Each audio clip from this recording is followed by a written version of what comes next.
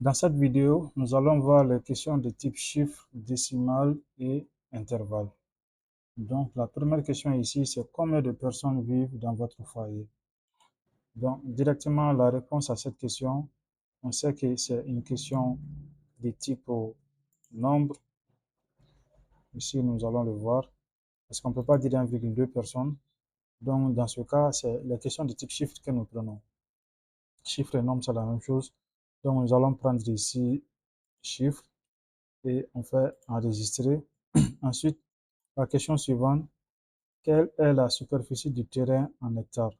Donc, on sait qu'une superficie peut être 1,5, 2,2.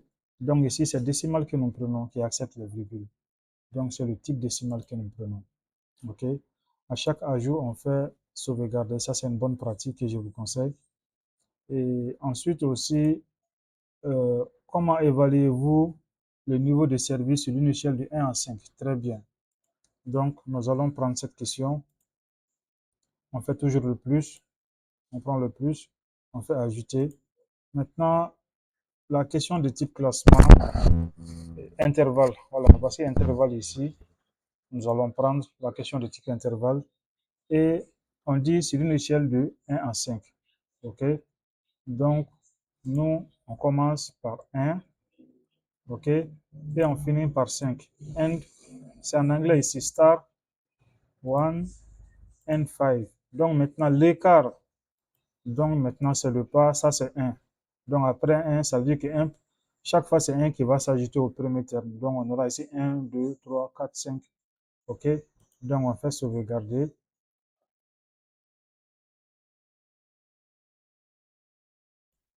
Maintenant, après avoir sauvegardé, donc directement, on vient voir à quoi est-ce que ça ressemble. Donc, directement, on descend. Nous allons voir ici combien de personnes vivent au sein de votre foyer. On prend par exemple 9. La superficie, on va prendre ici 1,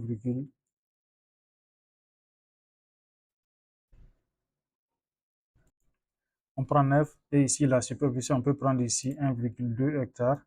Et maintenant, au niveau de l'évaluation, vous voyez ici, l'échelle est là. On a 1, 2, 3, 4 et 5. Donc, directement, si on prend ici, c'est la note 3 qui est là. Donc, nous allons reprendre l'exercice avec l'échelle avec un pas de 2. Maintenant, cette fois-ci de 1 à 10. Donc, nous allons reprendre l'exercice pour l'échelle de 1, par exemple, si c'était à 10. OK? Donc, on peut changer de pas. Le pas peut être, par exemple, 2. Donc, on fait sauvegarder et on vient voir à quoi est-ce que ça ressemble.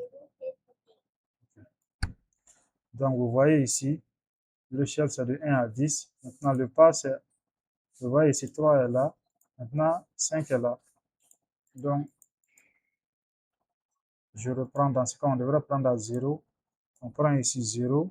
Voilà. Je fais sauvegarder. OK.